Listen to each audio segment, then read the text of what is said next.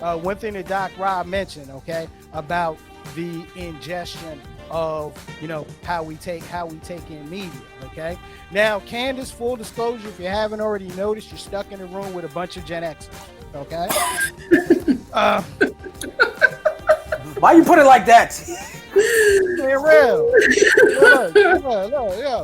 X-Men and women. Just being real, because I know as you were coming up, that ingestion of how we take, how we take in media, how we take in news, how we take in information, was changing. Okay, so, Candace, I mean, for your group, all right, is the conversation that you're having in the room with a bunch of old folks, is it kind of the same? Hey, speak for yourself, nigga. Well, I agree. I agree with my chocolate drop.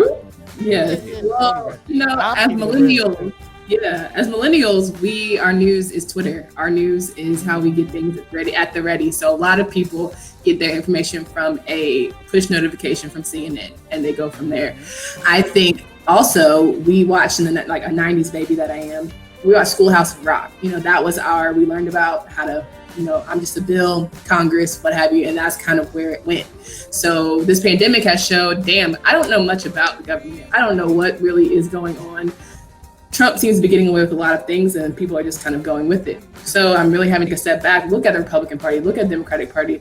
Where are people like moderate? Where are people, more to the left or to the right? And so if anything, this has opened your eyes to, this is what we see in other countries that happen. Right. We assume America, we have all this land of living, we can do whatever, we've been free, so we've been spoiled. We haven't had to figure out things to go with taxes. I never thought I would have to experience unemployment or how to register or anything like that. Never in my lifetime did I think I would have to call somebody and be like, how do I get some money because I don't have a job? So it's very eye-opening to even think that when we got the extra money, and it's not even really extra money, it's money that you already put in for all these years. So all these different things that a lot of us as millennials we never thought we had to care about until you recognize that we're going to be working till we're 90 years old because this man is trying to take us down a very, very dark hill. And he's going to keep doing that if you don't vote. And that's the other part. A lot of millennials, they get in their feelings and they let their feelings lead them. And so if I don't feel like voting, or I don't feel like this person meets my needs, I'm not going to do what's my right. Mm-hmm. That pisses me off beyond. In that moment, you don't feel it, right? Exactly. Right. That pisses me off beyond words, because there are a lot of people who are in the trenches, who are doing the groundwork, but the ones who aren't love to complain. And I just am a person where if you're going to complain but not do anything, you're wasting my time. So if you're going to complain and actually want to be holding Kamala's feet to the fire when things get, into effect, fine. But if you're not going to do that, then what's the point? You're just blowing hot air to everybody. And I think we've had this platform now where anybody can make a podcast and talk crap. Anybody can make, a TV show or what have you, and have their platform and feel like they're informative. And if you get enough people to believe them, then they feel like they have something. And so that's where I think the problem has come for this generation, especially in the news and media cycle. Yeah. Not only that your generation, our generation too. Shit, I mean, Jim Jones had motherfuckers drinking Kool-Aid. You know what I'm saying? Yeah. So, you know what I'm saying? So yeah, it's all about who you gravitate to and how strong your mind is. If you're just gonna sit here and take the fuck, say you're scrolling and the first thing that pops up, and you think because it's the first thing that pops the fuck up that it's the truth. It's not. Yeah. We've talked about that before, P, on the podcast, about kids doing that. When you sit your kid in front of a tablet and you put in Peppa Pig or whatever, and it comes up and then it plays, you're like, oh, then that's the one I have to go to. I'm automatically believing that the first thing that I pick is the truth because it works. You know what I'm saying? Those domain names and all that other stuff, and when you sit up here and you click it and you're like, well, oh shit, maybe she isn't from this country. Maybe she is from here. And you're not going back digging deep into it. You all have social media, and it's a great tool. Whenever I wanted to learn some information, I had to grab a fucking encyclopedia. So, you know what I'm saying? And when you grab an encyclopedia, the encyclopedia tells you, hey, at the end of that fucking sentence, hey, you go back to this fucking page to find out the truth that's going on with this, and then you have to pull out another fucking damn dictionary. I mean, another encyclopedia to get the facts for that fucking shit. You see what I'm saying? See, after you did all that work, though, you appreciate it differently. We appreciate it, and we got it. Yeah, exactly.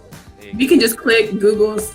And the problem also is people are so lazy. Like Google is a 6-letter word. You literally can go Google something, find out more information, but people are not willing to do that. Then you're just going to be upset come 4 years later when we still have the same. Actually, it's not even going to be the same. It's going to be worse. Let me not even say it. It's not going to be remotely the same that we are now. It's going to be worse. And you have kids right now. I come from a student athlete perspective that are hell bent on trying to bully a pandemic. Like you're literally going to try to have college sports this fall because you just want to play. Yeah. Let's not go down that rabbit hole. This show is not about that, where we could have a whole other show. Right? Right? It's like everyone is trying to bully and outdo and outsmart and outthink something that is not of man. So it's just, I can't really get my head around it. But when it comes to Kamala, I also think our generation is all about cancel culture, and that's very problematic. Nobody wants to give grace. Nobody wants to give, we have progressed in thinking. We are now, okay, I did this in my past. I was a prosecutor in this way, but I have since, progressed in my thinking and beliefs and what have you. Nobody wants to give grace in that area, and that's so problematic. Listen to you, though. I have hope for the future. Listen to you. I really do. Yeah. It is. Yeah. And I always believe people can adapt and evolve. Like, I really believe that the only kind of tie that I keep for Joe Biden is that his relationship with Barack Obama changed him. And everybody has their turning point, and everybody's turning point is not the same. So there are people out there that believe, like y'all seen the I was a former KKK member, and now I met this black chick that saved my life. She's an EMT and she saved my life, and now I'm rethinking my whole upbringing. Right? Okay, that happens every day. Yeah. Okay, that's just like being a former drug dealer, and now you with the Nation of Islam. You know what I mean? So Shine, listen, niggas. Shine is about Shine is Perry, from what? Perry, I'm the Barbados? comedian up here, Perry. I'm the comedian up here, but I'm telling you, man, that right there was great. That was great. That was a good. No, it's not Is it Barbados? Yep, Shine is from Barbados, right? Yeah. So Shine did his whole music thing with Diddy's company, and then he went to jail for a long time for drugs, and now he's out of jail and he's a whole new man, right? However, he is about to be a senator in Barbados. Yep. Hey, that's great. Tell me that God ain't good. Hip-hop, hip-hop is great. Tell it to me. Tell it to my face. So prison worked for him. Hold on, y'all. P, you said a former drug dealer that went to the Nation of Islam. Yeah, dude, we know plenty of them. I mean, come on. Oh boy, you did a movie.